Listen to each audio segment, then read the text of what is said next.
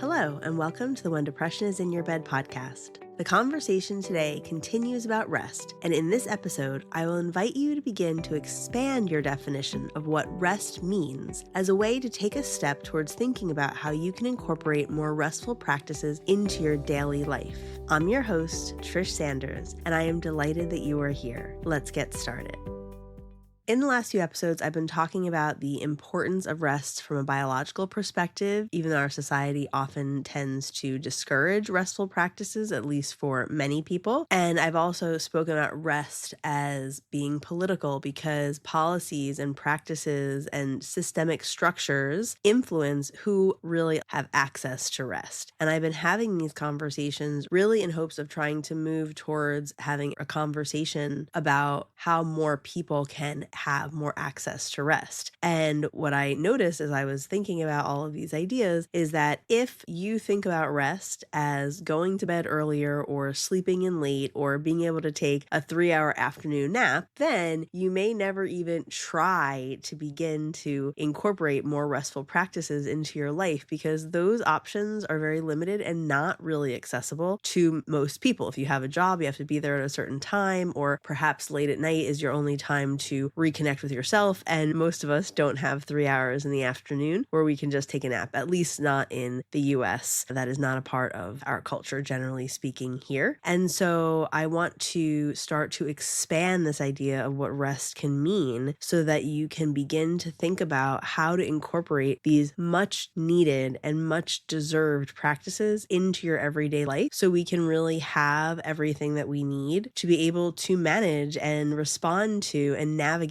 our incredibly busy lives that many of us tend to live. As I started out talking about the idea of physical rest is, of course, incredibly important. Being able to sleep 7 to 9 hours every night and being able to go to bed at a decent time or sleep in until a decent time. Although, like I said, I know that can be really hard depending on what your life looks like with your job, with kids, with pets, or other things that need to be taken care of in the morning. But of course, physical rest is incredibly important. And when you start to think about how to incorporate more restful practices in your life, I certainly encourage you to think about how to increase the number of hours of physical sleep and rest that your body gets every day. But I know that that's a real challenge for many, and we will be able to start talking about that a little bit more and why that is and what to do about it in the next couple of episodes, but I won't focus on that for today. What I want to do today is to help us really think about rest in many different ways. And in addition to physical rest, many of us also have a concept of having mental rest, being able to lay down our mental load and be able to take a break, whether that means take a break from work or maybe take a break from thinking about all the household responsibilities that we have or caregiving responsibilities or just kind of like figuring out the day-to-day tasks of life. Being able to take a little break from that is also incredibly important. And certainly, just like with physical rest, can be very challenging when there's so much that needs to be done and there's only so many hours in the day. It can feel challenging to figure out how do I take a break from all that actually needs to get done. While taking mental rest is also incredibly important, physical rest and mental rest are not the only two types of access that our body, our hearts, our minds, and our souls need when we think about actually incorporating restful practices into our day-to-day lives. There's also practices which I will call restorative rest. And when I think about restorative rest from a nervous system perspective, and this is from polyvagal theory that I've talked about many times, which is the work of Dr. Stephen Porges and then clinically of Deb Dana. And from a nervous system perspective, when the dorsal vagal part of our nervous system, which is our rest and digest part of our nervous system, when it's dysregulated or when we're in survival, that's also the collapse, withdraw, avoid, freeze response that we have. But when it's regulated, which means that it has ventral energy, which is the ventral vagal state of our nervous system, that's actually the entire parasympathetic branch of our nervous system. When those are working together, when they're both present, we have an experience that Deb Dana calls safely still. I am thinking about that safely still experience as restorative rest practices, and that might include meditation, it might include time in nature, it could include walking barefoot through the grass and grounding yourself. It certainly could include disconnecting from devices and screens to be able to give yourself that break that your mind and body need that's more slow and peaceful and mindful. And I think that restorative practices can really be very accessible to people. I know a lot of people say they don't don't like meditation, or they don't know how to meditate, or they don't like breath work as a practice, which is another type of restorative rest. But there are so many different options. Meditation and breath work do not have to be a specific thing. There's not only one way to do those practices, and they also could be very brief practices. You could spend 90 seconds doing breath work or 90 seconds walking in the grass in your backyard, and they can actually have a really positive impact, and they're a lot easier to start to weave into your day-to-day life. I'd also encourage you to think about emotional or psychological rest and what that means to have spaces where you can just let it go. The pressures, the supposed tos, the have tos, the mask that many of us wear in order to get through our day, who we think we need to be in this world or how we have to show up, and be able to have spaces where we can be soft and vulnerable, perhaps in the presence of other loving, supportive people, or perhaps just space where we alone can let go of all of these incredible pressures that so many of us carry, and being able to give us that little breath, that little bit of space to be free of the striving. And again, from a polyvagal nervous system perspective, that sympathetic drive, that fight or flight energy can be very push, do, make happen. And really, to rest, we need to be able to let go of some of that pressure and that striving. And so being able to create practices, and whatever that means to you, to be able to put all that down can be an incredibly restful practice. And I think that it's something that many of us truly need, especially in today's society. I also would encourage you to think about what social rest means to you. Many of us are replenished and renewed by interacting with people, and yet many of us need to have some downtime from those kinds of interactions in order to really replenish our energy reserves. And no matter what kind of person you are, having a little bit of that downtime, particularly from, again, as I mentioned before, screens, which can be very connecting for many, but also very disconnecting in many ways, but also in thinking about the types of social relationships that we have, we sometimes may need to really consciously take a break from depleting or negative relationships that we have in our life. And of course, sometimes this is hard to do. Sometimes it's our family or a friend we've had for a long time, or a boss or coworker, or someone else in a space where we are regularly. So consciously thinking about, how can I take a social break to restore and replenish when a lot of the drain is coming from certain people or certain types of people, and being able to slow down in such a way that you can disconnect from that and plug into something that feels better, even for a little while. I would also encourage you to think about what creative or playful rest could look like, because we do think about rest as, again, napping or slowing down or disconnecting, but rest in a creative or playful way can mean engaging with beauty and joy and music and art and playful things, having unstructured time to just be. It could just be sitting with a piece of art or a piece of poetry, or even thinking about creating something yourself. And that kind of break can be incredibly replenishing when you think about the reserves that we have depleted in our day-to-day lives. Being able to consciously choose to allow space for you to be creative and to play can be incredibly beneficial. And I would definitely put that in the category of rest. Certainly there's types of creativity and play that may feel less restful, that may also be very energetic. I don't feel the need to make hard lines on that at this particular moment, but just thinking about what kinds of creativity and playfulness feel restful for you, feel rejuvenating for you. We also live in a society where there's a lot of sensory overload. So I would encourage you to think about what sensory rest means for you. Again, I've mentioned screens. Certainly this is one place where that could definitely apply. But also, if you think about the bright lights and the loud noises that we have, or the clutter, the physical clutter that we surround ourselves with, sometimes being able to dim the lights, lower all the noisiness in our life, maybe clear out a little bit of a space for us,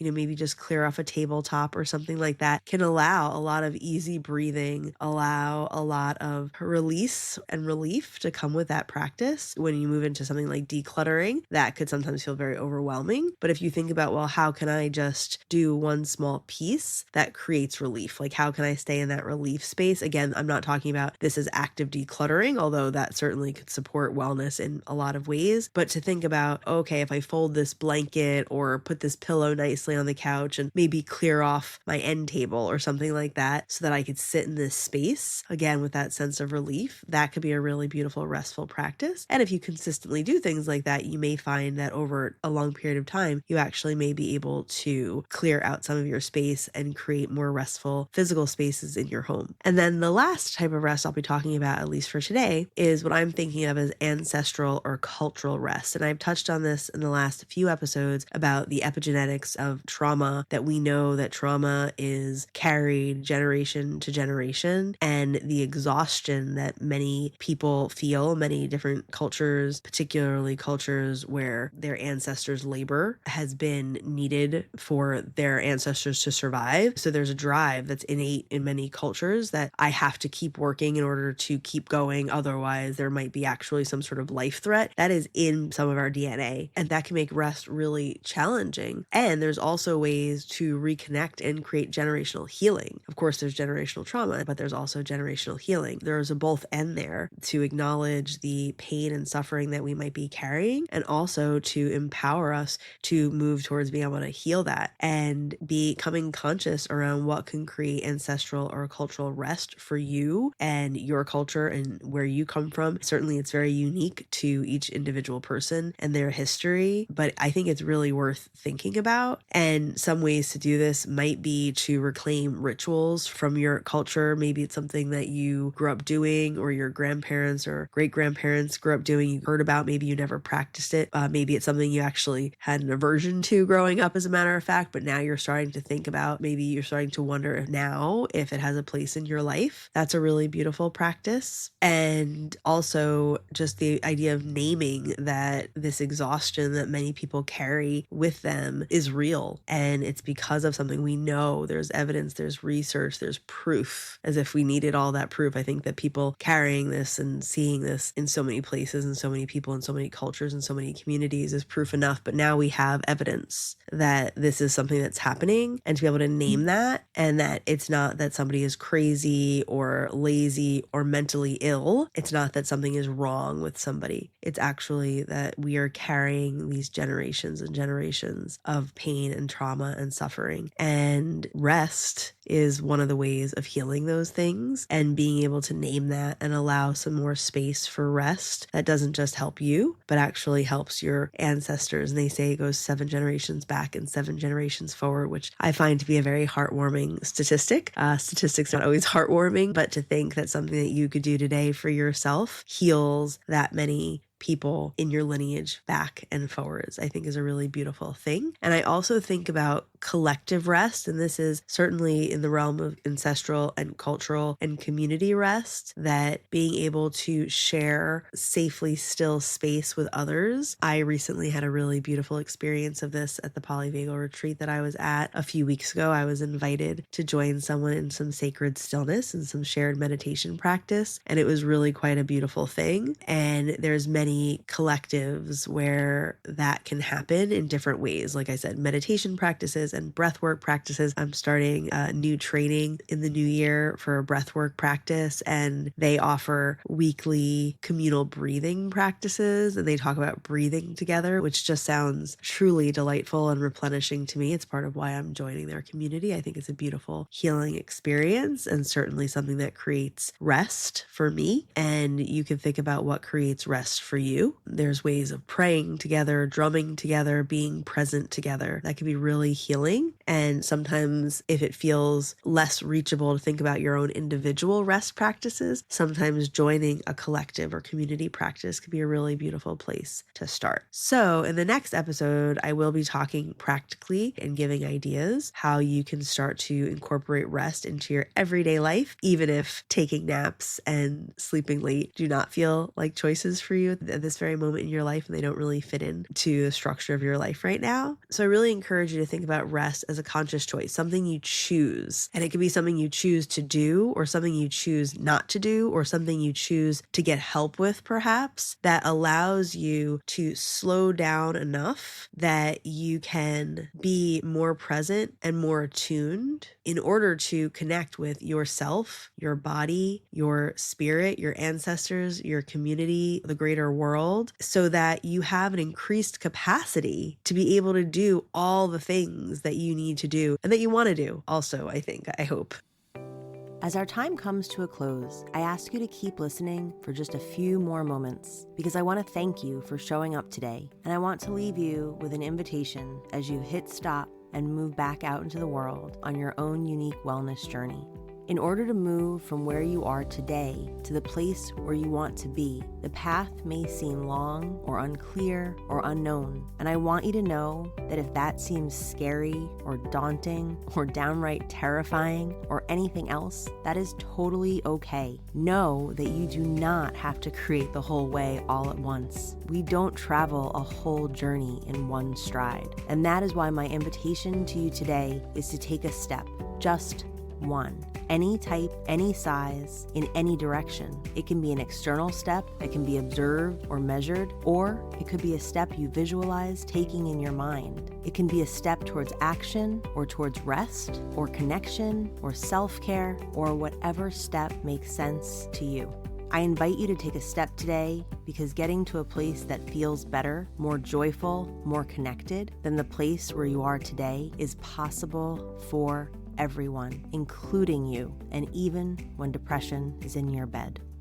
If today's episode resonated with you, please subscribe so you can be notified when each weekly episode gets released. I encourage you to leave a review and reach out to me on social media at trish.sanders.lcsw. Your feedback will help guide future episodes, and I love hearing from you. Also, please share this podcast with anyone who you think may be interested or who may get something from what I have shared. Until the next time we connect, take care of yourself and take a step.